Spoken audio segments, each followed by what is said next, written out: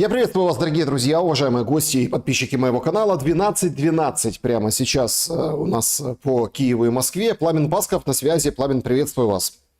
Приветствую вас в этом очень жарком начале, политически очень жарком начале июля 2025 года. Если сравнивать с июнем, надо запастись, наверное, солнцезащитными, политически солнцезащитными другими средствами сбережения рака кожи. Так что события именно такие, раково-опасные. Ну, вы знаете, такой рак кожи, кажется, на теле Украины сейчас, да, и, скажем так, все больше и больше площадь охватываемых боев, об этом будем говорить. Также вначале скажу, что подписывайтесь на Пламена Паскова и, конечно, пользуйтесь возможностями прямого эфира, они традиционные, QR-код, который видите на экране прямо сейчас, это возможность, никого не дожидаясь, свой вопрос задать прямо на экран. Также заблаговременно свои вопросы оставляйте в сообществе YouTube, там есть анонс нашей встречи, переходите, и там люди пользуются этой функцией. Клуб зрителей Шелеста в Телеграме, там тоже есть такая возможность. Мы будем общаться с чатом, но это в конце. А в начале предлагаем ответить на вот такой вопрос нашего сегодняшнего чата трансляции. Он звучит таким образом: сколько продержится Украина? Варианты ответов: столько, сколько нужно Западу, полгода максимум, уже не выдерживает, или это никого не волнует, к сожалению. Вот такие варианты, они абсолютно разные, понятное дело, тут никто не гонится за какой-то чистотой мысли, но за тот понравившийся, который вы хотите, проголосуйте. С этого хочу я начать, потому что кажется, что, момент, да, то есть мы видим массированную атаку Украины, серьезные удары, последствия которых скрывают. Мы видим, как огрызается Украина. Полетели Storm Shadow, о котором мы не слышали, полетели в сторону Крыма, оттуда ничего. Но Донецк вроде как тоже попал под эти ракеты. Также Донецк горел, да, там есть попадание в такой военный, но околовоенный объект, просто он в центре города, да, и поэтому разнесло центр.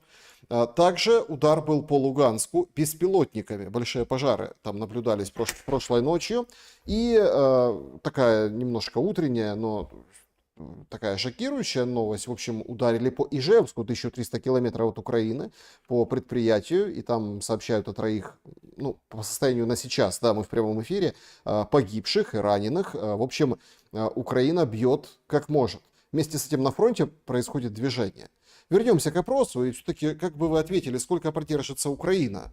Столько, сколько нужно Западу, никого не волнует это, полгода максимум, или уже не выдерживает? Классные у вас ответы, и, естественно, никто из них не в чистом виде. Если без помощи Запада, пару-тройку месяцев, но крайняк полгода. А так, правильный ответ, на мой взгляд, это столько, сколько нужно или хочется Западу. То есть настолько, сколько они это помогут. Правда, помогают они все хуже и меньше, и все менее, скажем так, своевременно, количественно и качественно. Так что вполне вероятно придется все-таки ориентироваться на какой-то вариант из этих 4 вопросов, из этих 4 ответов. Кстати, вы сказали про Ижевск, там делают СВД. Если они по заводу СВД туда бабахнули, мне будет очень жалко, потому что это классная винтовка, и она на все времена, это просто легенда. Это надеюсь, что они не туда попали, потому что СВД делают и в другие, я там даже был, скажем так, в городах Вятские Поляны в России, но в Ижевске это ствол, это вообще Ижевск. Не надо было Ижевск, не знаю, понимаю, что война войной, не надо было Ижевск. Вот дело такое. Слушайте, шутки шутками, хотя ничего шуточного нет. Было бы глупо и неразумно, хотя глупости, конечно, было много, и неразумности тем более, но было бы еще сильнее глупее и неразумнее, если бы Москва и Кремль не воспользовались тем, что 20 тысяч ракет-перехватчиков «Шахедов», которые были предназначены времен Байдена для Украины, и пришлось перенаправить их буквально 2 недели назад в сторону Израиля по понятным причинам, которые мы уже обсуждали. И помимо всего этого, естественно, военно-промышленные производственные возможности и Украины, и Польши. Ну, Польша это частично, потому что там идет накопление, ассемблирование, перегруппировка, упаковка, потом в западную. Ну, это степенный процесс, который подробно не стоит рассказывать, не потому что представляет какое-то великое тайное, как раз наоборот, потому что это такая очевидность, которая зачем? Это и так все понятно, и коню, что называется, понятно. Но если Россия сейчас не будет пользоваться своими количественными преимуществами и фактом, что Запад вынужден фокусироваться на другие конфликты, которые в том числе имели ядерный характер, и особенно после того, как, ну, слушайте, буквально я сегодня должен выпускать политобзоры за 21 по 30 июня 2025 года, все приготовил, уроки уже просканировал, проштудировал, оставил какой-то там зерно, хотя все остальное тоже зерно, ну, скажем так, буквально на днях был новый рекорд, 540 дронов в рамках сутки. На днях это, ну, 20, сейчас скажу, 24-25. Ну, конечно, сейчас могу ошибаться, потом в политобзоре это будет уже по датам, складно так все это сделано. То есть совершенно очевидно, что тренд количественного увеличения у России абсолютно неизменный, абсолютно стабильный. И кто куда, где, как не бил, вот эти производственные мощности уже действительно раскачиваются. Маховик, он медленно, но все-таки раскачался и разгоняется, и увеличивается. И совершенно очевидно и обратное, что ПВО возможности у Украины, их и так было недостаточно, сейчас будет их еще менее достаточно. И, естественно, это приведет к разрыву, к обрыву, к перелому, к брейкинг, так называемый там по-английски, точка, где прорвет фронт, причем не в одном месте. Я думаю, что прорвет так пунктиков от 5 до 7. Если Запад быстро и оперативно как-то не подключится каким-то другим дельным образом, он подключится только если может, не если хочет, потому что из этого так называемого Запада, если смотреть в сторону так называемого Европейского Запада, а этот Европейский Запад это формально 27 стран НАТО, из которых сразу отваливается, ну, как минимум Соединенные Государства Америки. Они прямо сказали, что мы в этом участвовать не будем.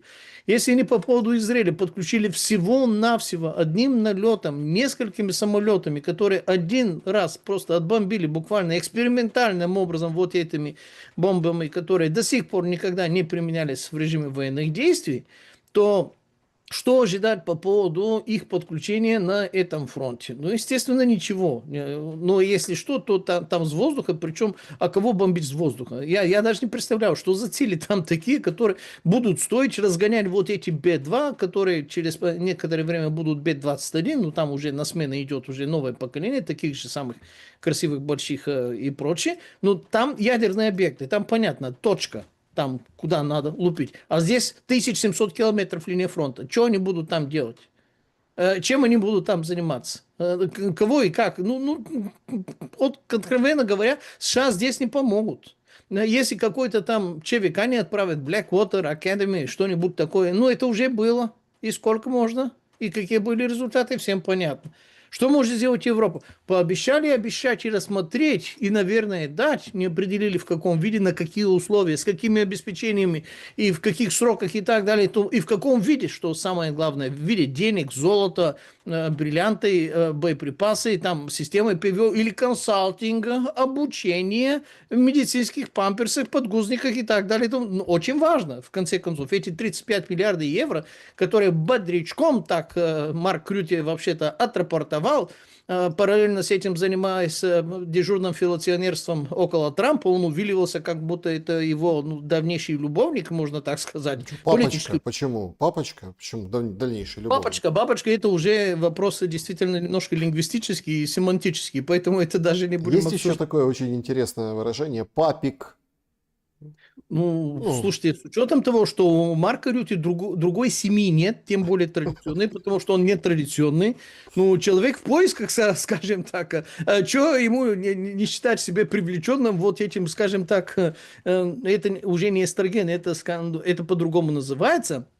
Ну, вот это излучение Трампа излучает силу, вот это маскулинность такой, власть плюс маскулинность, плюс деньги, плюс, ну, для человека его дезориентации, почему бы, ну, это аттрактант, аттрактант, что называется. И он осуществлял вот этот лебединый танец около него, как журавль вообще-то порхал и так далее, и ритуалы там совершал. Было так очевидно, как будто это какая-то гротеска, либо какое-то новое кино, однако это было наяву, это было не кино. Поэтому, если Украина рассчитывает, вернее, если Банковый и Зеленский, которые категорически и решительно не Украина, и которые категорически и решительно не украинцы, и даже не украинские жидобандеровцы, как их называют там в Кремле, категорически и решительно, он другой. Если люди не поймут, что он другой, и его там команда или свора, это вопрос опять семантический, это другое. Если вы не поймете, что это другое, имеет не просто не параллельно, а прямо перпендикулярно противоположные, можно сказать, интересы с вашими личными, шкурными, жизненными в том числе, ну, можете называть это Украина. Украина это не Украина.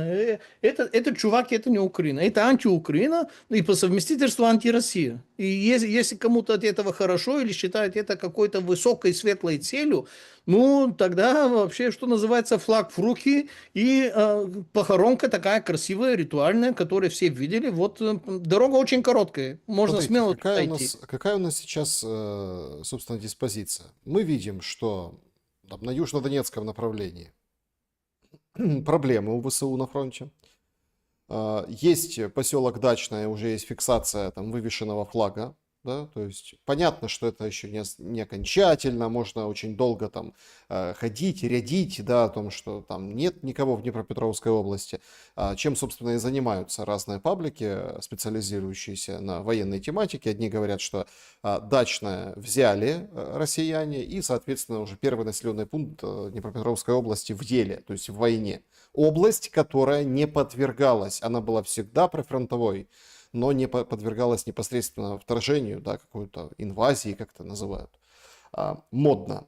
Но там проблемы южнее.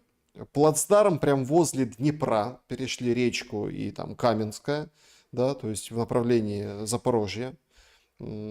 Проблемы, ствольная артиллерия обстреливает непосредственно уже Сумы, пригород Сум. Проблемы в Харьковской области, там тоже создается такой козырек вокруг Купянска, и движение идет в сторону туда, Северск, ну, в общем, туда, в сторону Изюма, то есть мы понимаем, может быть такой охват. Ровно так же там вчера, например, власти так называемой ЛНР, ну, субъекта уже, получается, Российской Федерации, отрапортовали, что все.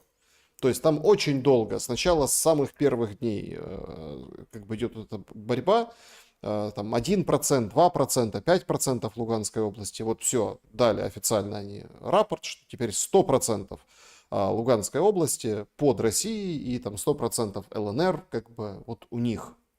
Ну и полетело там по Луганску, по Донецку, прошлой ночью об этом я уже говорил. В чем суть вопроса? Вот эта вся история сопровождается выходом Украины из вот этой конвенции о противопехотных минах. Наш эфир называется «Хорошая мина». Слушайте, ну Зеленский делает хорошую мину. Однако, простите, но если усыпать это все противопехотными минами, их не просто так запретили. Потому что, когда ты расставляешь такие мины, ты понимаешь, что дальше пойдет процесс разминирования, дорогущий, сложнейший и так далее. То есть, соответственно, мы понимаем, что, наверное, эти мины уже есть. Наверное, эти мины уже будут или уже расставлены, или расставляются прямо сейчас. А это вот чисто формальность, чтобы выйти. Но сам факт появления этих мин на фронте, как вы думаете, насколько остановит продвижение россиян? И означают ли, что то, что за этими минами, ну, уже тогда де-факто, ну, де-юре, понятно, никогда не признают, но де-факто уже, ну, как бы, отвергнуто, уже оттолкнули. Когда вы перечисляли, скажем так, проблемные пункты на фронте, вы забыли самые главные, которые, наверное, даже вот эти западенцы не просто за сердце перехватило, но даже имя сложное для них в произношении они уже научились. Шевченко. Литий, черт возьми, Литий ушел, Литий там захватили, ну, месторождение, ну как, ну это самое, все остальные там это какая-то география, какое-то звукосочетание, какие-то непонятности, ну какой-то тренд. А вот Литий самое такое.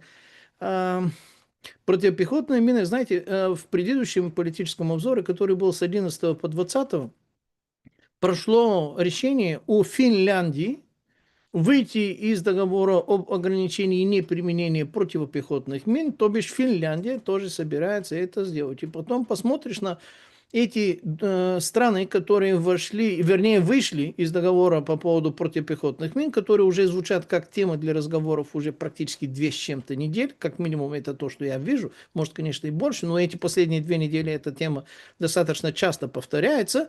Ровно 6 стран, которые, о чудо, как раз именно эти там приконтактные, начиная с Финляндии, Прибалтийская, Польша, Чехия, Словакия, естественно, вернее, Словакия и Венгрия, они не хотят, там есть дырка, можно сказать. Ну, в Румынии там вопросы сейчас нужно дожимать. Болгария неприконтактная, там по поводу противопехотных мин, кроме того, что у нас производятся вот эти классические, старые, можно сказать, образцов 70-х годов 20 века, которые экспортируются, которые не закапываются здесь, в Болгарии. Пока что. Я думаю, что и до этого дойдет. Ну, других разговоров нет. Поэтому это важно. Ну, мой отец, пусть земля будет ему пухом. У нас семья. Отец был офицер-резервист, я офицер-резервист, однако ПВО. Брат у меня младший, тоже офицер-резервист, правда, ракетно-артиллерийские дивизионы, а папа был инженерно-саперными. Это лет на 20 или на 40 расчищать. Причем это условные параметры, потому что сильно зависит от административной вертикали власти, от качества этой власти. Когда это был Советский Союз Сталина, хотя территория была огромная, немцы тоже очень аккуратно, очень плотно и очень густо этим инструментом пользовались, Красная Армия в том числе, естественно, и те, и другие туда-сюда, но там это было сделано удивительно быстро. Ну, скажем так, это сегодня невозможно, потому что нет такого стержня власти. Нету таких модальных типов личности, нету такой управляемости. А с учетом всего того, что сейчас есть, я думаю, что, ну, это еще раз, речь идет не о лепестковых мин, где обычный трейлер, если пройдет, и вся остальная пехота на бронетехнике может зайти. Лепесток – это лепесток. А здесь речь идет о тех настоящих, где, черт возьми, там вот эта взрывчатка, это химическая субстанция. Химическая субстанция, которая подвержена, скажем так, влиянием влаги, времени, тепло, холода. И происходят дополнительные процессы, вплоть до самовзрыва. Там. Если самовзрыв в отсутствии людей, это ладно, она сама обезвредила, что называется. А то, что она будет спать там долго, и только саперы, которые длинными, плотными, многослойными шеренгами должны все это там листать, проверять, и эти огромные поля, эти огромные территории, и чтобы это в условиях нынешних, которые сейчас есть, я не знаю, кто это может сделать. Вернее, никто не может это сделать, ни российская, ни украинская сторона. Я припоминаю, как было сделано линия Суровикина, которая не линия, а которая тоже многослойный пирожок, от 5 до 7 линий рубежей. И как вот плотность вот этих мин, это было меньше, чем в метр, иногда 2 мины. То есть нету живого места, где можно наступить и не остаться без ноги, либо без жизни, либо без любых других там конечностей. И тогда вот это контрнаступ, на котором делались огромные ставки, которые рекламировали чуть ли не как вот это сейчас Game Changer и прочее, до линии соприкосновения, до окопов русских приходило менее 20%. То есть они погибали до того, как вообще-то с врагом встретиться, увидеться и сразиться. А сейчас украинская сторона, наверное, думает сделать какой-то там ответ зеркальный. Зеркальный не получится, потому что такого количества, такого материального обеспечения, такие условия и такой комфорт подготовки, который тогда был у Суровикина, у Украины сейчас нет. И времени даже нет. Потому что они не успевают приготовить даже инженерно-оборонительные сооружения, на которые были выделены деньги, которые обладали удивительным свойством, характерным только для этих географических широт, быстро улетучиваться. Вот эти деньги улетучивались и не доходили до осуществления инженерных там окопов, капониров, дотов, дзотов и так далее и тому подобное. И потом, оказывается, нас взяли, потому что, окоп это прошлый век. Это не так уж и нужно, и всякие другие подобные интересные отмазки. Я думаю, что если этот тренд сохранится, он не сохранится. Не сохранится, потому что будут большие другие глобальные события, которые по-любому будут вмешиваться в этом тренде. Но, опять же, с условным знаком, если этот тренд сохранится, действительно остается от 6 до меньше 9 месяцев, примерно от 4 до 7 месяцев до того, как от 5 до 7 пунктов российская армия будет уже на реке Днепр, как минимум. Я даже не буду говорить о каких-то там областях, точек. Это вопрос, который сейчас безинтересен, потому что где прорвется, туда и они пойдут. И единственное, что сделать так, что они будут от 5 до 7, максимум до 12 пунктов к реке Днепр, это просто потому, что они не проводили мобилизацию по 2 миллиона человек, которую нужно было проводить с точки зрения военного искусства еще под конец 22 года, для того, чтобы вплотную дойти не просто до реки Днепр, а вплотную дойти до Житомирской трассы. И если они сделали бы эту мобилизацию, которые у них ресурсы есть, потому что сколько процентов из бюджета российского, хотя там, конечно, массу проблем, весь бизнес, вся экономика, тоже можно долго и подробно и честно рассказывать, какие у них действительно экзистенциальные буквально проблемы есть у предпринимателей, у производителей, у людей услуги и так далее, но по-любому они подключили, загрузили не более чем 20-25% из того, что у них есть. Я имею в виду экономика, людей, демографический ресурс, производственный ресурс. Я имею в виду на войну, конкретно на войну. Если они сделают так, как это делалось с времен Советского Союза, до 47%, и у них есть запас самодостаточности, которого у Украины нет, потому что Украина может воевать единственно только импортными помощами или помощями, не знаю, как правильно сказать. Ну, если не будут боеприпасы, если не будет техника, чем будет воевать Украина? Какое производство, кроме как дронов, причем это не производство ассемблирования дронов, там на месте есть. Может снаряды, может патроны, может АК, может Харьковский завод производит танки, хоть трактора он производит, нет, или как, что? Кто раздербанил военно-промышленный комплекс Украины? Это мало кто вообще-то сейчас задумывается. Все говорят, американцы и нам друзья, ну это вообще Байден хороший патрон, Трамп плохой, ну в целом американцы вообще, ну папочки, слушайте, они может и ваши папули, но кто заставил Украину уничтожить свое вооружение, которое было больше, чем у всей остальной Европы, и военно-промышленный комплекс, который был первым по размерам? Те же самые британо-американцы, британцы и благостные европейцы заставили украинцев своими руками за свой счет раздербанить и уничтожить свое собственное не просто вооружение, а и военно-промышленный комплекс. Они уничтожили разделы экономики собственными руками. За это самое, как это, не скраб, металлолом. За металлолом, что называется. Ну, а теперь ждем от кого? От тех, которые...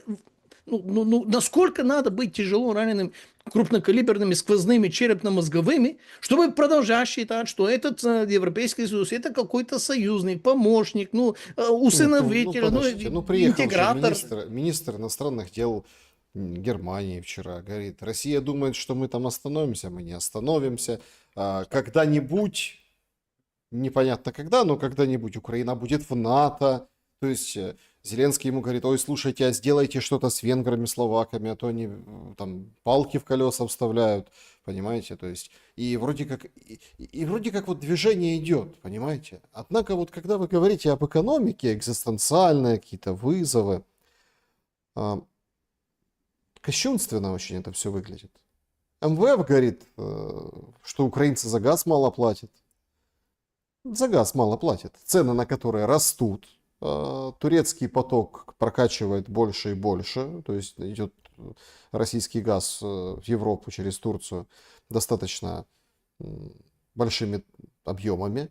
Американцы задумали купить Северный поток, чтобы это как бы уже не было прецедентов, да, то есть выкупили актив и будут качать сами в Европу газ, русский, а украинцы мало платят. И говорят, за коммуналку надо дороже платить. Вот это все, что как-то вот вообще расслабились украинцы. То есть вы же понимаете, насколько, сейчас 1 июля, буквально там 3 месяца, да, и уже нужно конкретно понимать, да, свет, тепло, как жить дальше. А складывается впечатление, что об этом вообще никто не думает. То есть, когда есть экзистенциальная угроза в какой-то перспективе, просчитываемая, это одно, А когда ты не знаешь, что у тебя будет через 3 месяца с экономикой, плюс еще МВФ, которые дают 500 миллионов, говорят, ну вы там давайте украинцев немножко прищучьте. А украинцы, простите, ну, люди, да, в большой массе, к ним не надо относиться как к идиотам. В школах антирекорд по количеству учащихся. Сегодня там Госстат выдала большую статистику. Некоторые, в общем, забирают школьников, увозят за границу. Каждый 10-й это вот онлайн обучение, ну, как бы не теряют связь со своей школой, но находятся за рубежом. То есть все уже понимают, что дело не будет с точки зрения жизни. И дело тут не в войне. Вот это вот принципиально важный момент. И дело не в том, что придет Россия и что-то там заберет. Я помню, как в 2014 году, 14-15, ну и дальше, там 16 и так далее, очень было популярно сравнивать цены на коммуналку на неподконтрольной территории, непризнанных тогда ЛНР и ДНР, и по всей Украине. Ну там просто в одни ворота. Но потом немножко подняли, там, потом еще что-то. Вот при России по-другому, там, скажем так, ценообразование. Но это опять-таки ни в какое сравнение с тем, что рисуют людям, простым людям. Конечно, когда впереди война, победа, никто, ну, там, все понимают, что это вопросы там третьесортные.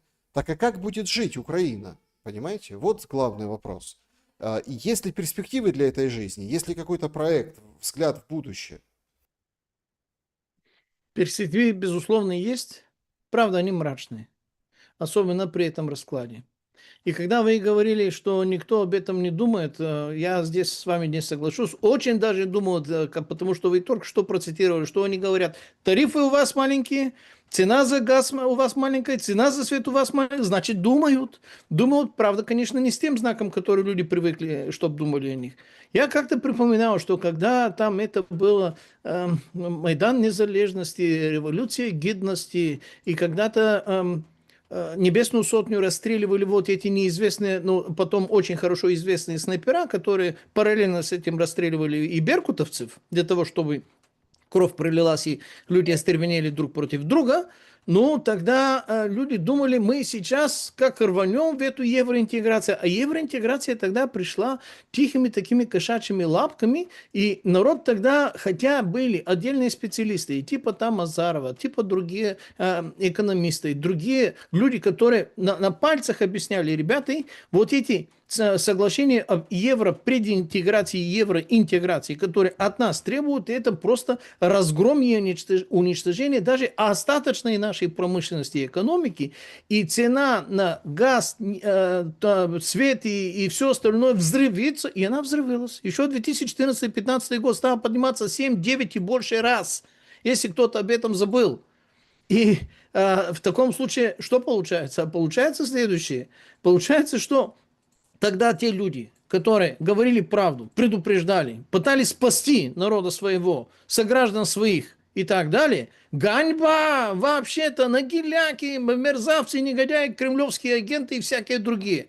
А когда это получилось, ой, господи, что это такое, откуда это пришло, а нас-то за что, а мы же такие, мы же западенские, ну а как, ребята? Гиена всегда будет рассматривать парнокопытных и жвачных в качестве мяса, которое пока что убегает. А если это мясо само приходит, и вы думаете, что эта гиена станет пить тибетский чай и там буддийские мантры, что ли, напевать, и станет внезапно вегетарианцем, что ли?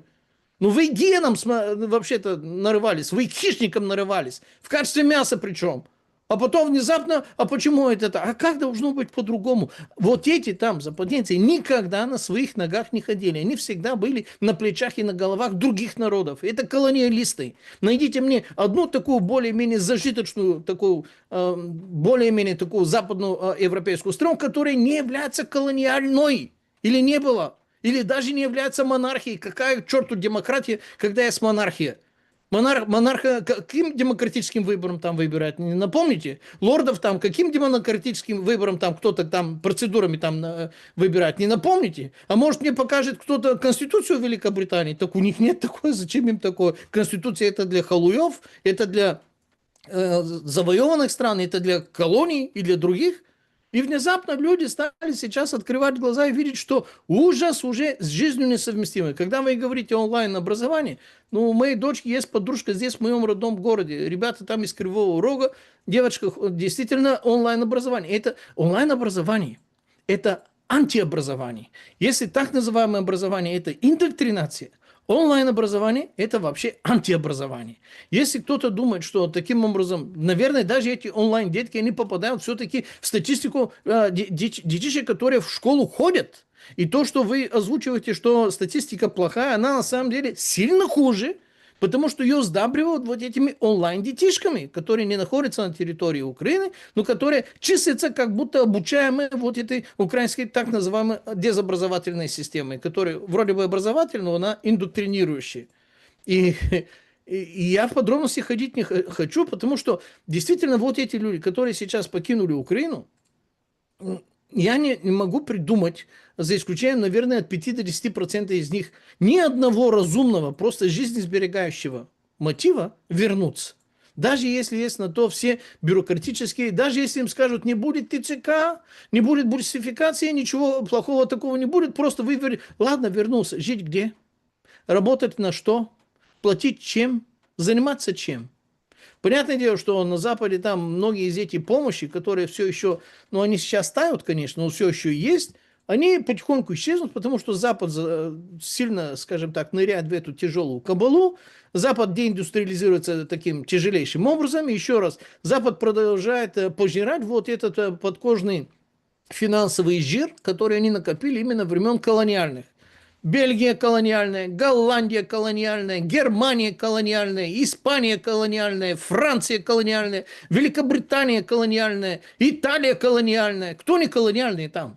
Укажите мне на Австрию. Ну да, это была Австро-Венгерская империя, там немножко по-другому, но они были частью, ну, Третьего рейха, как-никак.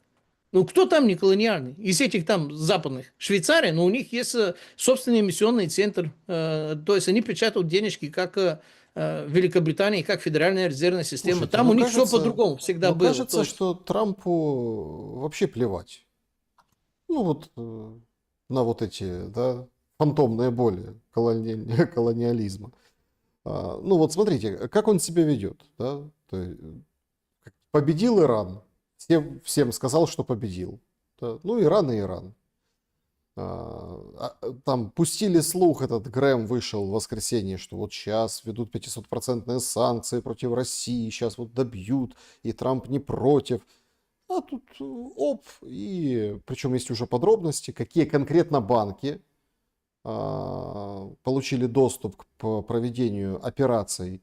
Российские банки, связанные с ядерной гражданской энергетикой, то есть мирным атомом. Речь идет о строительстве в Венгрии Росатомом атомной электростанции. Ну, то есть санкции снимают. То есть всем, это уже даже, понимаете, это уже даже не смешно. Вот честное слово. То есть санкции снимают. То есть все говорят, вот сейчас вторичные, сейчас вот как ударит Трамп. Нет, а он снимает с Росатома. В Европе, в Европейском Союзе русские строят атомную электростанцию и уже могут проводить операции, деньги, счета. Ну, то есть все. С логистикой, я думаю, разберутся. А он занимается вообще другим. Он спорит с Маском. Говорит, сворачивай лавочку, чеши в ЮАР, субсидии тебе колоссальные, в ЮАР тебе не будет никаких субсидий. А почему взъелся опять Трамп на Маска? Потому что тот критикует его вот этот большой красивый Билл, да, потому что тот говорит, а давайте создадим новую партию, задолбали уже эти демократы и республиканцы, какую-то создадим свою. Ну, то есть принцип Великобритании, да, когда там, ну, вот, скажем так, одни, вторые и третья сила. Консерваторы, лейбористы, и тут третья сила. Вот сейчас вот Маск этим занимается. Трампу это не нравится, он его бьет по носу, говорит вообще уматывай. А геополитический глаз, который сначала там был положен на Канаду, потом там Гренландию, да, то есть это, он сейчас упал куда? На Кубу. Трамп занимается вообще не Украиной, ему плевать на это все, понимаете? А это все там разбирайтесь, пожалуйста. Европейцы, платите, еще давайте. Ну, у нас заказы. Хорошо, давайте у нас. У вас заказы. Ну, попробуйте сделать. А как они сделают? С ценой на газ, с ценой на ресурсы, с ситуацией непосредственно там. То есть вы понимаете, что Трамп, вот все говорят, Трамп уйдет, как это будет? И мы с вами обсуждали, вы со мной выходили в эфир, и я говорю, Пламен, вот Трамп сейчас уйдет, а что же дальше? Так он, похоже, ушел. Остались какие-то точечные, какие-то, наверное, координационные центры там по этим спутникам, по каким-то, ну, военным вопросам. И то, да, вот в роли советников. И то, наверное, уже там не первую скрипку они играют. Трамп ушел из Украины и занимается Маском, Кубой и другими, скажем так, вопросами. То есть мы уже в новой реальности, получается?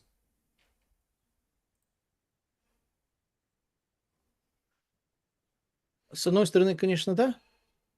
С другой стороны, это была реальность, которую следовало бы ожидать, особенно последние 1,5 месяца. По крайней мере, с конца мая, начала июня.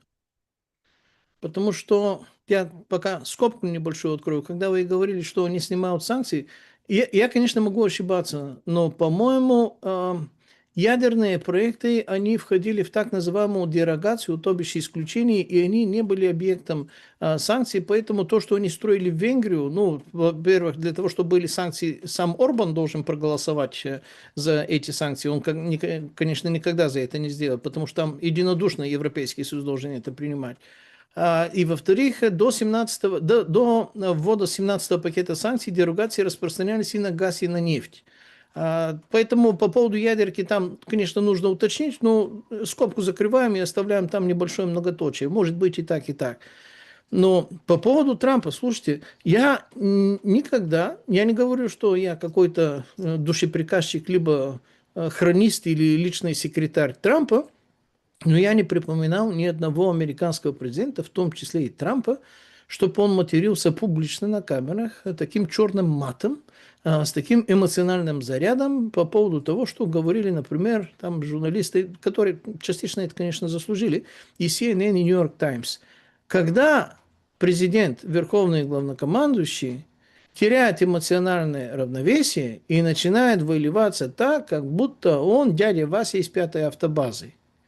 Но тогда, когда он не владеет положением, когда он теряет низкий контроль, когда он настолько не справляется, что он владеть собой не может, хотя ему 78 лет, он должен уже входить, либо он должен уже находиться в зоне мудрости, самоконтроля и совершенно другого отношения к процессам жизни и смерти, и даже быть готовым, скажем так, по-другому себя вести. Это не 15-18-летний сопляк там подросткового возраста, когда эмоции и гормоны там бушуют, и можно много чего там либо объяснить, либо ожидать. Это президент, во-первых. И, во-вторых, возраст такой. И в третий раз это опытность у него вторая каденция, как-никак. А он таким образом, и это не единственный случай, это то, что мы видели публично. То есть весь мир это видел публично. А я уверен, что таких, которые не весь мир видел публично, а видели регионально, либо видели там люди ближайшего окружения, ну тоже должностные служебные лица, видели много раз. То есть вот эта ругань Трампа с Маском, которые некоторые считали, что после того, как это произошло в начале июня, который мы уже обсуждали, и тогда еще мы и говорили, что это третья сила. А почему это третья сила? Давайте напомним. Что говорил Маск тогда? У меня 220 миллионов фанатов и подписчиков. И он не шутит. Это действительно так. Кроме того, у Маск оперирует десятками миллиардами, и личное состояние Трампа измеряется несколькими миллиардами. Сложный вопрос. От 2 до 3 или меньше 2. Ну, коротко говоря, Трамп чисто финансово-экономически, с точки зрения предпринимателя, абонент социальной помощи по сравнению с Маском. Другое дело, что у Маска деньги тоже не его, а кредитные, но все-таки масштаб на несколько порядков. Ну, на порядок, умноженный в несколько десятки раз, скажем так. А когда мы говорим, когда Маск говорит, что у него 220 миллионов, минимум 40% из этих 220 миллионов фанатов и подписчиков это на территории США, то бишь гражданина Америки. Умножаем 0,4 на 220, что получаем? 88 миллионов. Так, на секундочку. 88 гражданинов США, которые являются фанатами Маска, и давайте тогда вспомним, а сколько миллионов выбрали Трампа? Сколько миллионов американцев было достаточно для того, чтобы выбрать Трампа? И Трамп так решительно, могущественно победил Камалу Деви Харрис, что даже не было необходимости ни в каком втором туре. 70 с небольшим, 71 или 73 миллиона. А у Маска прямо так, видите, непростыми там подсчетами, 88 миллионов. Вот так, на минуточку, американские гражданины. Ну, если один, во-первых, богаче, во-вторых, более популярный, в-третьих, он действительно может конвертировать вот эту власть уже в политическую и уже об этом публично заявил более чем один раз, и угроза «я достану документы и компроматы, и что ты являешься подписчиками, абонентами, посетителем вот этого педофильского острова Эпштейна, и ты дружил с ним с начала 90-х годов, у вас дружба на десятилетия с ним, не эпизодическая такая, а системное отношение у вас», это уже заявка на импичмент. Это уже тянет и спокойно докатит, потому что если Трамп будет продолжать иметь такие сомнительные успехи, как у себя, так и на международной сцене, знаком от нуля до минуса. И этот билл, о котором вы говорите, то бишь законопроект, 1,7 триллионов. Ну, Александр, давайте вспомним. Я надеюсь, что вы и наши зрители смотрели «Карточный домик» с Кевином Спейси. Когда у него был такой подобный бзык, как у Трампа. Он назывался America Works, то есть Америка работает, AmWorks. И он пытался достать деньги из любых других бюджетных фондов, потому что он тоже не богатый человек был. Он тоже выходец из какой-то там Северной Каролины или откуда-то. То есть он всю жизнь политическим образом кое-что нарабатывал, но нет у него тех ресурсов, которые были у больших жирных котов, у этих больших дядей там клуба триллионеров, которые на него смотрели как на, ну если не на мальчика на побегушках, но на менеджера среднего уровня, не более чем, ну на менеджера. Можно с ним поговорить, можно ему задачу поставить и можно кое-что с ним обсуждать. Вот так и не разговаривал с ним. И ровно так же, как на America Works, он пытался достать и украсть деньги у ФИМа. ФИМа – это МЧС, Министерство чрезвычайных ситуаций. И там какой-то ураган, и сейчас, если не будут эти деньги, и этот ураган снесет, убьет столько людей, и ужас, и, коротко говоря, его проект America Works, который начался тогда путем заламывания руки, выкручивания руки вообще это грубейшими нарушениями, которые он мог себе позволить, ну, сдулся, естественно, и он, конечно, очень тяжело это переносил, потому что у него другого пунктика, что я стоящий президент, которому стоит идти на вторые выборы, на второй срок, ну, практически не осталось. У Трампа очень сильно похожая ситуация, как будто те киношные сценаристы и режиссеры, которые делали вообще-то фабулу вот этого карточного домика, который 2013 по 2017 или 2018, ну, коротко говоря, неважно, когда, 10 лет примерно назад это было, как будто в воду глядели, господи. Вот сейчас даже один такой прекрасный билл, ради которого я готов разругаться не только с Илоном Маском, а разрушить мага. Разрушить то, что является костяком, ценнейшим алмазом для каждого президента. Президент без команды не может ничего сделать. А команда у Трампа была мага.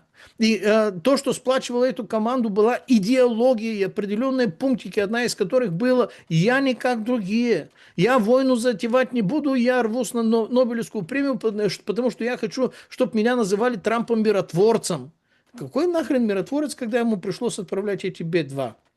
Да, он потом прекратил войну. Слушайте, а как он прекратил войну? Во-первых, войны прекращаются. Ну, есть несколько мировых сценариев, которые леги артис, то бишь по законам науки и истории, заканчиваются. Первое, безусловная капитуляция одной стороны и навязывание воли другой стороны. Такого не было. Второй, стороны собираются, подписывают какой-то меморандум соглашения перемирия, потому что больше дальше не могут, но стороны приходят и что-то подписывают. Ничего подобного не было. Третий, когда стороны настолько истощаются, что прекращают военные действия, но так, это тоже здесь нет. То есть нету никакой формализации. Есть внешнего слова, и он на них тоже ругался и матерился, и персонально на Биби Нетаньяху за нарушения, которые несколько часов происходили после того, как он объявил на весь мир, что он эту войну закончил, но они ничего не подписывали. Цели и задачи войны не достигнуты ни для тех, ни для других. Какое заканчивание войны? Ресурсы у них тоже не закончились. Он им говорит брейк. 12-дневная война уже будет называться «я ее прекратил», и все, и все разошлись по углам. у Трампа это записать в качестве превеликой победы, как они, конечно, попытались записать. Но не сильно получается. У Трампа записать в качестве великой победы его тарифную войну, кстати, она продолжается сейчас, особенно по поводу Канады, по поводу этих там айтишников и так далее. Это тоже в моем политобзоре, это сейчас обсуждать подробно не будем. То есть вот то, что пока что прибавляет ему, мягко говоря, большую непопулярность за рубежом, но и генерирует большую непопулярность внутри в Америке, потому что из этих тарифов, еще раз уточняем, напоминаем то, что мы обсуждали 2,5 месяца назад. В краткосрочном плане, в рамках нескольких месяцев, это архиболезненно не только для тех, которых он наказывает и пытается им навязать вот эту свою волю, а и для американских предпринимателей, которые вплотную привязаны со всеми этими странами, и там все тоже будет болезненно, и обезболивающих у тебя нет, и смотрите. подследителей у тебя нет, у тебя пропагандисты одни. Рубио говорит, надо менять власть на Кубе. Ну, то есть... Такое говорили многие. Нет, открыто имеет. Ну, смотрите, то есть, все, давайте сейчас, свободолюбивый кубинский народ, мы сейчас принесем тебе демократию. Куба подбрюшье Соединенных Штатов Америки, это еще со времен там, ракет, да, с Фиделя Кастро, Советского Союза. Ну, все понимают прекрасно. Я все-таки вот хочу вывести на ту линию, что вот что может, чем может, каким багром Зеленский может зацепить за шиворот Трампа и втащить его в Украину. Вот то, что он пытается, мы же видим, он пытается. Трагедии, жуткие там какие-то вот эти все вещи. Ну, то есть прилеты показывать запрещено. Ну, показывают. Ну, если когда... Понятно, что реальные прилеты не показывают, там, куда действительно... Но если сильно надо, показывают. Нет, ну, смотрите, ну, что там оно дымело там в Драгобыче сутки, например, да? В 2 местах. Там едкий дым, там, этот Кременчуцкий НПЗ или Кременчук, или там, то есть, ну, что-то вот дымит, значит, куда-то попадают. Но это же военная тайна, показывать нельзя. Но когда прилетает обломок или дрон, или ракета ПВО, или что-то еще, показывают. Когда солдатик, пилот, там, молодой хлопец, там 31 ему год, он летит, сбивает 7 целей, 8-я поражает F-16 его, погиб. и теряется F-16 пилот, который, в принципе, ну, в расцвете сил, обученный. Это вот нельзя скрыть, поэтому вот рассказывают, придумывают героическую историю и так далее. Но по сути, да, вот как бы материальный ущерб не привлекает Трампа, ну, чтобы прийти и помочь, вложиться деньгами. Там трагедии людские, на которых спекулируют, тоже вроде как он на них сторонится от них. Редкоземельные, ну, все идет своим чередом. То есть какие редкоземельные? Какие останутся после войны. Поэтому они там создают какой-то там первый рудник, чего-то там начинают какие-то подготовительные процессы в Днепропетровской области, к слову. Ну, вот как-то и все. То есть абсолютно нет интереса. А Зеленскому этот интерес колоссально вот, нужен Трампа. Что он может вычутить? Ну, только разве что, не знаю, ядерную войну, удары по ядерным объектам, химзаводам. Но это уже степень, это логика вот такая, да. Может, есть какая-то другая логика? Зеленский может учредить все, но не поможет ничего. Абсолютно ничего не поможет ему уже, потому что из этих 2 евреев, которые пытались затащить Трампа военным образом на полях своих войн, я имею в виду Нетаньяху и Зеленского, Нетаньяху удалось буквально на 1,5-2 дня, он единственный, и Трамп очень быстро не просто ретировался, а сказал, брейки этой войны больше нет, и что вы не смели больше друг друга стрелять, потому что прекрасно понял, что потери и издержки для него, персонально, для Америки в том числе, они такие, что абсолютно ничем окупиться или даже представить их другим соусом невозможно. Это невозможно. Против него повернулся и Такер Карлсон, и Марджори Тейлор Грин, и Стив Беннон, и весь остальной костяк МАГА. Ну, ты говорил одно, ты сделал то же самое. Ты говорил, я не как все. Оказалось, ты очень даже как все. Ты всех обманул, нас подставил, и мы сейчас в позоре, потому что мы тебя поддерживали. Такое там не прощают. Это не только в наших с вами личных там бытовых отношениях и конвенциях эмоциональных. Там на репутационном, на политическом уровне такое умножаем на 10, на 15, такое вообще не прощают. Такое категорически нужно наказать. И я поэтому уверен, что если так это продолжится в следующем году, помимо потери на промежуточных выборах, то бишь на праймерис, республиканцы встанут в одном ряду с демократами, требовать импичмент Трампа и могут это получить. Потому что да, никогда импичмент до сих пор в Америке не был доведен до конца. Ну, до сих пор в Америке не было такое, которое сейчас происходит действительно впервые. Войны уже не то, войны уже не те, прекращение войны уже не те. Все это уже, мы живем в другом мире. Вы правильно сказали в начале нашего разговора. Все уже по-другому. И все остальные правила, тренды и, скажем так, закономерности, которые раньше можно было учитывать, не просто учитывать, но делать ставки на них, что так оно и будет, потому что было так всегда. Нет, уже это не работает. Действительно, все уже происходит впервые.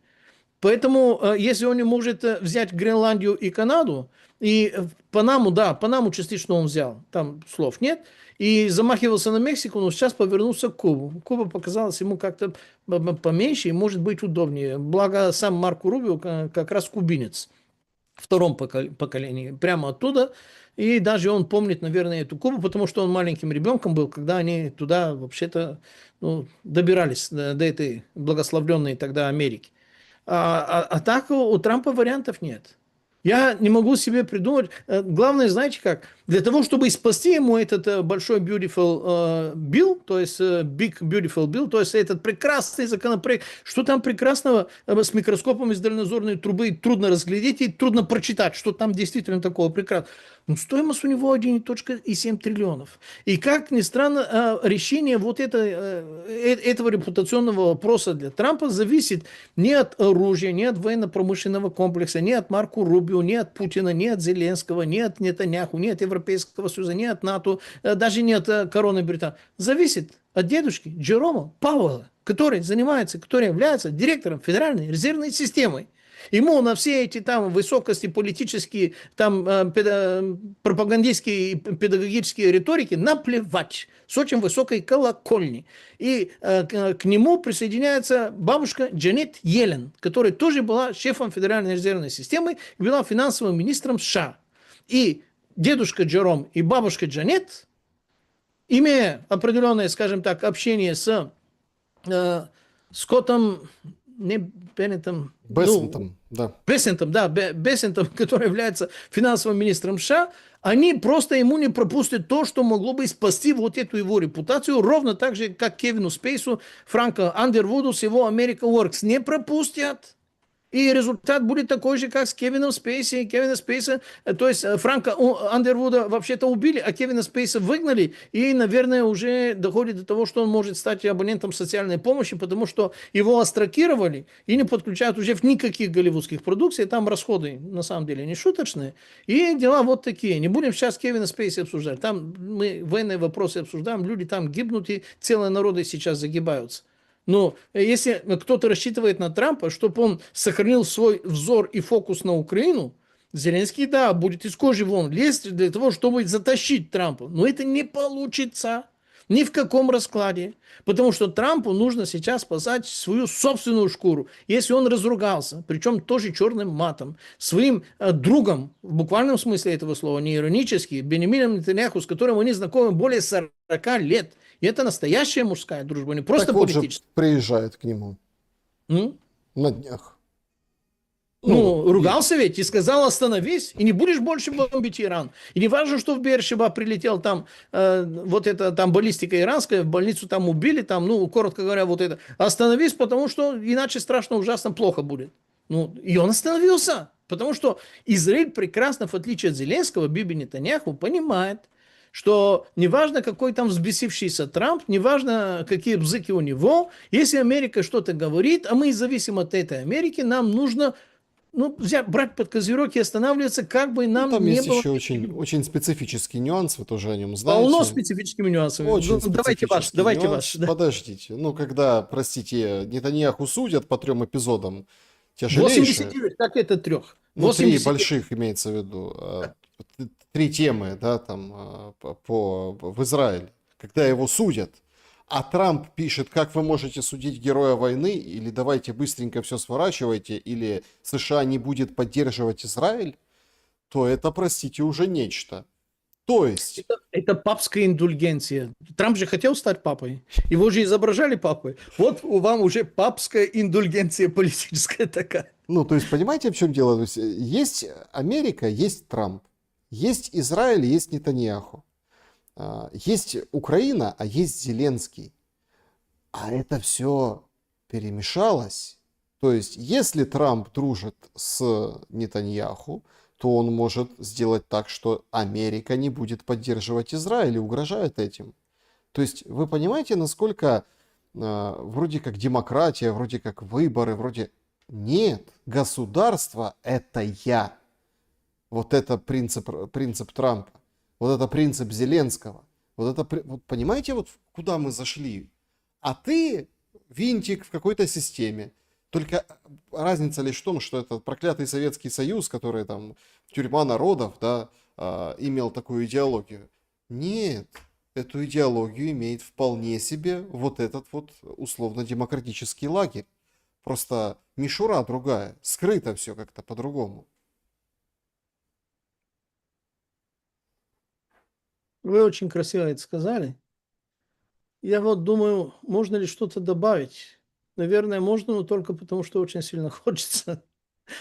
Да, Зеленский может стараться и может изображать государство это. Кстати, Луи XIV, оказывается, все историки и исследователи, именно историки, они там, эти пропагандисты, говорят, что он никогда ничего подобного де-факто не говорил, как и Мария Антуанетта никогда не говорила, если нет хлеба, пусть едят пастой там, или там что-то Пирожные, да. сладкое. Да. То есть вот эти мемы, которые уже получили такую вирусную устойчивость, они историческую подоплеку никакого не имеют. Это все равно верить прекрасному фильму Мела Гибсона «Храброе сердце», что так оно было, и Уильям Уоллес именно так и выглядел. Оказывается, там тоже полно, мягко говоря, очень тяжелыми историческими несоответствиями. Более чем. Ну, не суть, не будем сейчас кино обсуждать.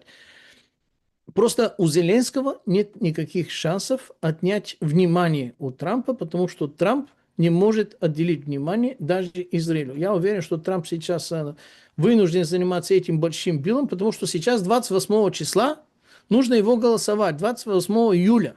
И если этого не будет и не получится и не пропустится, то, скорее всего, к тому все и идет. Потому что если они так истерически за это топят, и он так эмоционально срывается на любые вопросы, не только журналистов, но и на другие, это означает, что у него нет, мягко говоря, никакой уверенности, вернее, есть большие опасения, что, черт возьми, это не получится. Это, еще раз, сильно напоминает кадры и сцены с Кевином Спейси, Франком Андервудом в карточном домике, когда он валялся на полу, плакал, как маленький ребенок, и был в ужасе, в отчаянии. Депрессия – это мягкое слово, это даже не было депрессия, это был ужас там у него случался, когда он пытался заполучить поддержку у того, у другого, у третьего, у четвертого, у пятого, у десятого, который и получал везде резиновый эластичный отказ, любезный, но везде отказ. У Трампа примерно такая же ситуация. Если он будет продолжать вести дела именно таким образом и не достигать те цели, ради которых на него ставили, а он не достигает эти цели не потому, что цели не хорошие. Цели очень даже и реалистические, и правильные, и выгодные, и нужные, и полезные Америке. Они не полезные и не хорошие для нас, с вами, и, там, и так далее, и тому подобное, но это не суть. С их точки зрения это вопрос Америки. Он не может это сделать по той простой причине, что он, оказывается, ужасный кадровик. Он очень плохо справлялся с кадрами в первой своей каденции, очень плохо сейчас справляется с кадрами и в этой, и совершенно очевидно, что он либо не умеет, либо ему подсунули не те люди, не с тем политическим функционалом. Потому что если вспоминаем Майка Уолтса, почему ему там пришлось уходить, если вспомним, что Пит Хексет, ну, мягко говоря, не блестит каким-то большим уважением репутации в Пентагоне, и не только в Пентагоне, что он обращал внимание на его любовь к стакану. Я даже не знаю, насколько это правда. Может, это просто тоже какой-то злостная неправда, то есть клевещет на человека. А может, это и правда, что на него есть странные татуировки на тело министра обороны, и что у него, если мне память не изменяла, была почта в Mail.ru. Не в gmail.com, а в Mail.ru. Ну, там есть полно таких странностей, тяжелой уязвимости, которые указывают на то, что с кадровым подбором, с контролем над кадрами и с селекцией кадров катастрофа, просто катастрофа.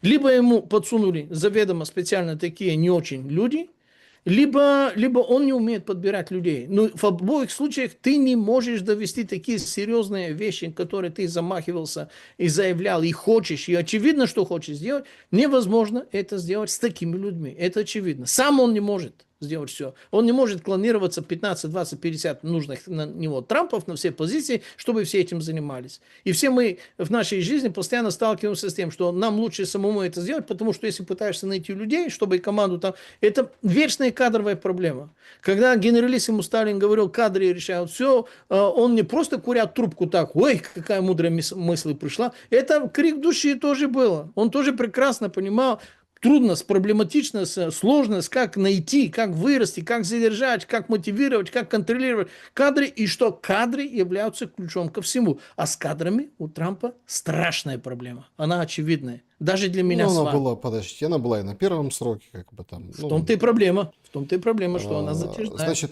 друзья, скоро будем переходить к вашим вопросам. Одна тема. Вот приходят новости. Мы в прямом эфире, сейчас 13:12 по Киеву и Москве.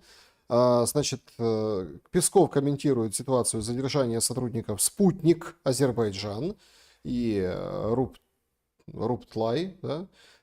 Значит, Москва рассчитывает, что в ходе прямых контактов с Баку удастся добиться освобождения задержанных журналистов. Реакцию Баку пресс-секретарь назвал чрезвычайно эмоциональной. И также азербайджанская генпрокуратура возбудила целый ряд уголовных дел после смерти задержанных в Екатеринбурге выходцев из Азербайджана. Такая очень история важная, да, но реакция несоразмерна и попахивает большим международным скандалом. Точнее, он уже есть, он уже идет. Там азербайджанское телевидение меняет просто, да, вот, скажем так, свою риторику, показывает Украину, накатывает на Путина. Проводятся задержания вот этих журналистов, которых называют агентами ФСБ. И очень многие уже выстраивают линию о том, что смотрите, Британия через Турцию, Азербайджан, там дальше проблемы с Арменией тоже. В общем, заходит в подбрюшье Российской Федерации. Длинная история, конечно, но насколько она безосновательна, насколько есть основания. На самом деле, все, что вы описали, очень даже основательно, потому что я прожил в Москве, ну, без малого 20, ну, 19 с чем-то лет. Там формально 13-миллионной Москве, а реально 22-миллионной, потому что там огромная часть вообще никогда не учитывалась. Я в двух переписях там, грубо говоря, был в городе и прекрасно видел, как и тещу, и тестя, и многих других людей, которые я знаю, коренные москвичи, вообще их эта перепись не затрагивала. Ну, там под 4 миллионов азербайджанцев было еще тогда. У азербайджанцев есть определенные статусы, определенная, скажем так, ниша на всех этих рынках, и там у них действительно все этническое. Рынки Москвы практически продуктовые, там овощные, практически все, ну, если не все, 80 плюс, почти под 90% чисто азербайджанские. Подобное положение и с остальными частями России, и параллельно с этим удивительно, что хотя на территории Российской Федерации проживало чуть больше азербайджанцев, чем на территории самого Азербайджана, либо как минимум не менее чем половина самого Азербайджана, сама логика и политический тренд поведения команды Алиевых, то бишь Гейдара и Илхама, сейчас его сына, там уже наследственная монархия, совершенно такая кавказская, очевидная, они к Москве, ну, скажем так, на 20-30% положительно, все остальное от неопределенного до явно отрицательного. То есть вместо того, чтобы рассматривать действительно вот эту Российскую Федерацию как свою пищевую базу и, грубо говоря, хотя бы уважать и ценить и поддерживать какие-то гарантированно дружественные отношения, ну, с Азербайджаном дела, мягко говоря, все эти годы, а сейчас тем более, сильно другие. Почему сейчас вот этот чисто криминальный случай, когда в Екатеринбурге не просто попытались бороться, но прямо взяли за жабры, и там определенный большой сегмент этнической мафии местные. Ну, там мафии, конечно, много, не только в Екатеринбурге, и этнических достаточно много и в Москве. Там это вопрос политических решений, а не работы органов правопорядка, но тем не менее их взяли, и да, 2 человек то ли погибли, то ли помогли им погибнуть во время то ли задержания, то ли уже в следственном аресте. Там история немножко мутноватая. И Алиев возбудился. Сказал: ой, ужас, как бы плохо с нашими озерами, как это неприлично, не по-человечески. Я припоминаю, что был совсем недавно, несколько месяцев назад, инцидент достаточно неприятный, который, кстати, не рассосался, и тогда российская сторона была виновата, когда вольнули определенного пассажирского азербайджанского борта, и это тоже тогда, мягко говоря, осадок не просто остался, сейчас к этому осадку прибавляется достаточно много такого неприятного яда, то есть либо эти события происходят из-за кадровой разрухи и у тех, и у других, но преимущественно в Российской Федерации, либо эти процессы мудрейшие, тончайшие, опытнейшие руки рыцаря в плаще и кинжала направляются в ту сторону. Да, это версия конспирологическая, но давайте посмотрим, за этой конспирологией есть там какой-то функционал. Что самое главное для Азербайджана и для Турции? Для них самое главное – Зангезурский коридор. А что это за Зангезурский коридор, который трудно произносится, трудно запоминается, трудно пишется, а на карте его найди где?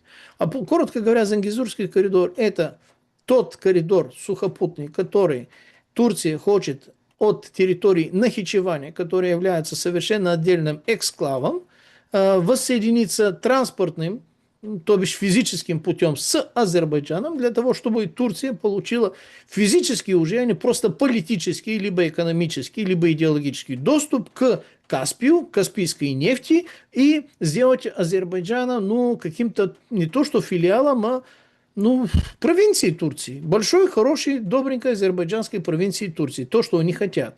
Однако, если это произойдет, это означает не только то, что около 40 километров длины территории Армении должна быть разрезана, и становится непонятно. Тогда получается армянский эксклав, раз. Во-вторых, там рельеф такой, что если вы посмотрите на Google карты, выбирая до этого рельеф, вы увидите, что транспортная единственная артерия, которая сейчас идет, она внизу, в ущелье, рядом с рекой.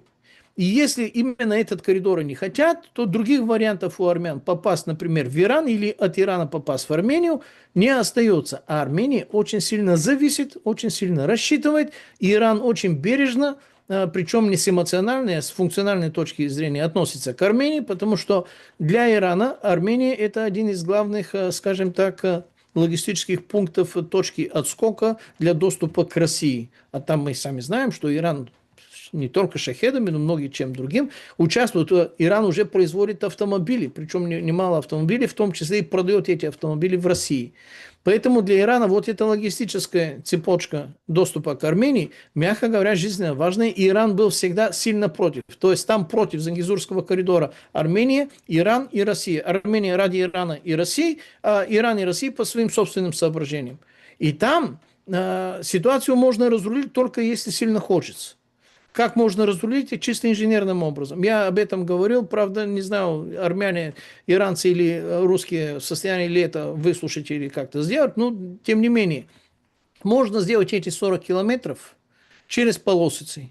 5 километров на уровне земли, 5 километров под, то есть надо рыть, естественно, тоннели 5-километровые. И таким образом над этими тоннелями можно построить логистические связки между Ираном и между Арменией. И вот эти наземные участки можно огородить, естественно, инженерными граничными сооружениями для того, чтобы через полосицу, через Армению несколько пунктиков, 5-6 получается, 5-километровых таких позиций, которые можно уже и с Нахичеванием попасть вообще прямой дорогой, можно сказать, в Азербайджан, и при полном сохранении доступа через эти 5 подземные километры, которые доступа от Ирана к Армении тоже абсолютно беспроблемно. Но подземное строительство от 7 до 11 раз дороже, чем наземное. Я уверен, что дело не в деньгах, если на то так много народу погибло и так много интересов намешаны.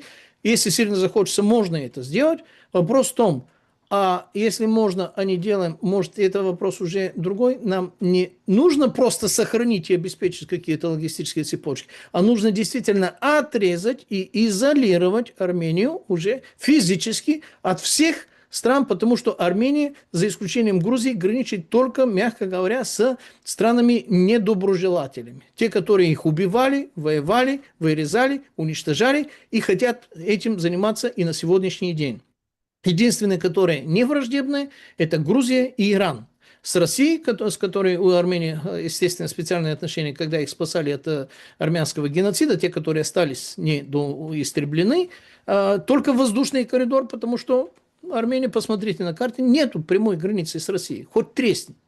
Поэтому там ситуация достаточно сложная, если мы обсуждаем какой-то вроде бы чисто криминальные случаи в России и какие-то вроде бы чисто такие дипломатические терки между Азербайджаном и Москвой. Там сильно много больше чего, именно поэтому то, что вы изложили, я полностью поддерживаю, просто дополняю тем, что мне видится, и то, что мне известно. Да, друзья, давайте подведем итоги нашего сегодняшнего вопроса. Сколько продержится Украина? 10% полгода максимум.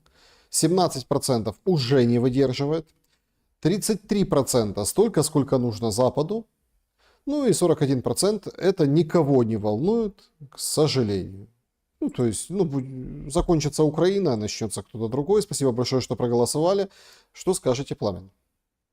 То есть большинство, 40 с чем-то процентов говорят, кому какая разница. Ну, никого не волнует, да. Ну да, кому какая разница, никого не волнует.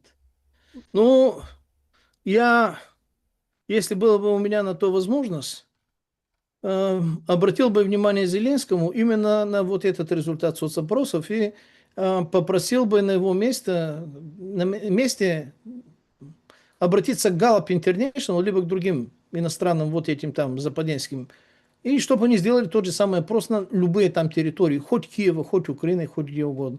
Я уверен, что эти 40 с чем-то процента не сильно будут различны от того, что вы сказали. Плюс-минус пару-тройку, наверное, вверх-вниз, это не суть. По-любому это будет лидирующий. А это уже означает огромная эмоциональная, моральная, психическая усталость от того, за что мы воюем. Мне наплевать и насрать, за что мы воюем. Я хочу, чтобы мы не воевали, чтобы нас не бусифицировали, чтобы нас не убивали, чтобы нас не загребали там на улицах, чтобы просто те хотя бы, которые живые и здоровые, вернулись домой живые и здоровые. Это все, что я хочу.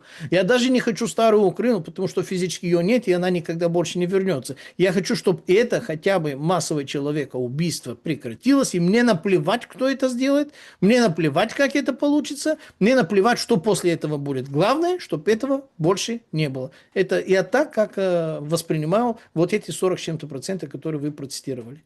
Да, друзья, буквально несколько вопросов давайте из тех, которые вы оставили во время эфира и заблаговременно, и пообщаемся с чатом, поэтому пишите в чат свои вопросы, уделим этому время. Виталий. Добрый день, Александр Пламен. Тесла впервые в мире без водителя доехала от завода до дома покупателя. Первое.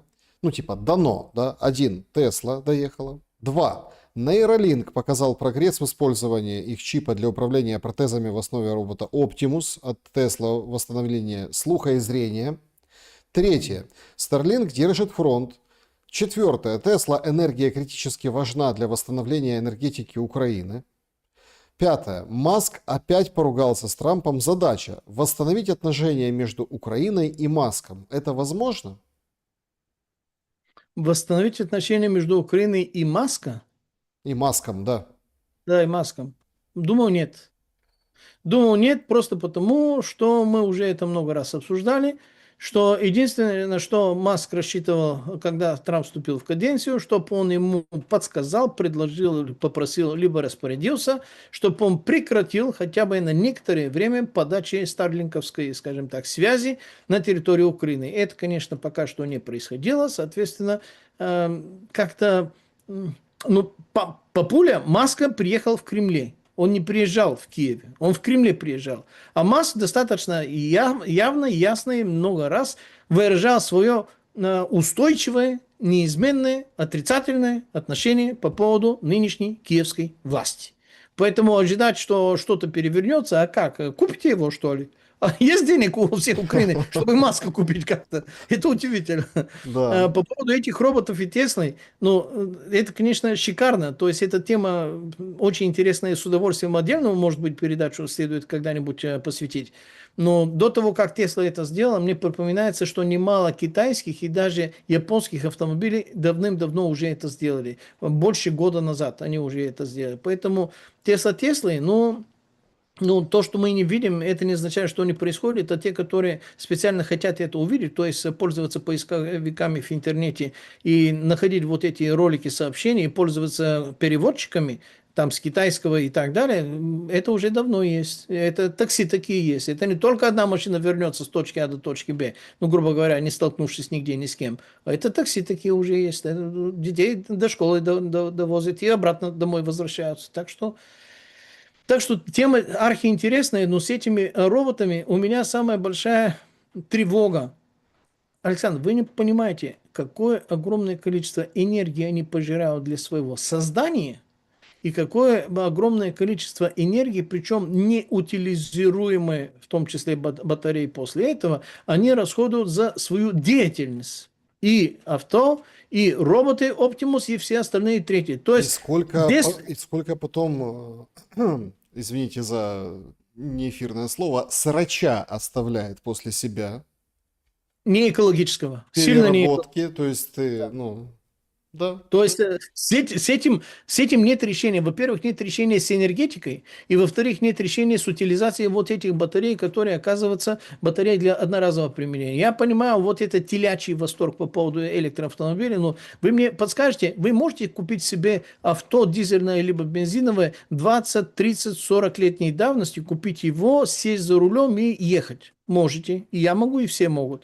А вы можете мне указать, каков вторичный рынок, то есть биоавтомобили электрические? Кто-то может мне указать на какие-то электрические автомобили, на которые можно купить и сесть и ехать, и доехать 5, 10, 15, 20 лет? Ну, такого нет, и такого, очевидно, в ближайшем будущем быть не может. А это означает, что это груди мусора, именно так, как вы, цветисто, только что Да. выразились, и причем без решений. Вы, не знаю, видели ли такие кадры достаточно впечатляющие, например, как утилизируют это уже с кавычками, вот эти лопасти, вот этих ветрогенераторов огромные в Германии. Это тоже химически, биологически и любым другим образом неразградимые субстанции, которые закапывают в землю. Их просто зарывают, потому что невозможно утилизировать их никаким образом. Коли так, ребята, мы слепая кишка эволюции. Это не есть технологический прогресс, это обратный прогресс. Это что-то другое, назовите как Да. хотите. Чат трансляции. Лисичка спрашивает. Вопрос Пламену. Что мешает объединиться славянскому народу? Наша глупость, наша самодурость, которая достаточно сильно развита у всех у нас, и маленьких, и у больших, наша безответственность, наше заблуждение, что мы самые великие, части одного народа самые великие, и других народов нет, и другие должны быть под нас, либо вообще они не наши, и незнание и непонимание исторических процессов, как нас делили, когда мы были сильнее всего и когда нам было лучше всего. Если всю эту битву, скажем так, с дерационализацией, это можно объединить именно этим словом, которое мы несколько раз и в ваших передачах уже напоминали, что первое для того, чтобы нас подчинить, заставить воевать друг с другом, ограбить, убить и разбросать по всему миру, это дерационализация. Оглупление, искусственно вызванное оглупление, одурманивание, одурачивание, дебилизация населения для того, чтобы оно не понимало процессы, которые происходят в окружающем мире. Коли эта задача достигается вот этими внешними инструментами неоколонизации, то тогда с нами делают все, что угодно, в том числе и с нас могут мыло сделать, и с нас могут сделать абажуров, как времен Третьего рейха они делали из кожи евреев и других концлагеристов. Поэтому, если мы не возьмемся за умы и не поймем, что самая битва – это битва за здравый разум и за здравый смысл, здравый смысл и понимание мир таким, каким он есть, и причинно-следственные связи именно такие, какие они есть. Я специально так обшел, потому что иначе это разговор на долгие часы. Если мы поймем, что с нами делают, и что они делают то же самое со всеми остальными, всегда, 6 веков уже как, тогда мы поймем, что наш общий интерес может нас спасти, но может нас охранять, оборонять, защищать и обеспечить нам, я могу вам сказать на сколько раз, от 7 до 11 раз больше материального благополучия, чем то, которое сейчас у нас имеется. Я понимаю, что эти от 7 до 11 раз сейчас кому-то звучат ненужной, не экономической фантастикой, но если у нас будет на то отдельная передача, я на пальцах могу объяснить, откуда именно эти цифры. Нас ждет благополучие, если мы будем вместе в общей федерации, в общем государстве, с общим другим мудрым и ответственным и контролируемым нами руководством от 7 до 11 раз более благополучной, чем сейчас мы есть, а минимум в 2-3 раза более зажиточные, чем британцы, американцы, германцы, французы. Минимум. Это на первые 50 лет даже. И если кому-то кажется это пропагандой, эту пропаганду мы расшифруем в какую-то другую передачу. Это да. Значит, друзья, всем большое спасибо за то, что присутствовали на сегодняшнем эфире, за то, что ставите лайки. Поставьте, пожалуйста. Больше 8,5 тысяч нас было онлайн на моем канале и на канале Пламена Паскова также велась трансляция. 5097 человек у меня на канале. Спасибо всем большое за то, что уделяете время, пишите комментарии, пишите, с чем согласны, с чем не согласны. Ну и самое главное, берегите себя и друг друга. Пламен, спасибо вам большое. Друзья, братья, сестры, не друзья, товарищи, дамы, господа офицеры, остальное пропускаем, потому что жена мне сказала, что это слишком грубо. Выключить, пожалуйста, телевизоры, включите мозги, и все остальное у вас приложится. Всего вам доброго, до встречи, будьте с нами, продолжение следует. Да, друзья, берегите себя и друг друга. Всем добра и света, увидимся.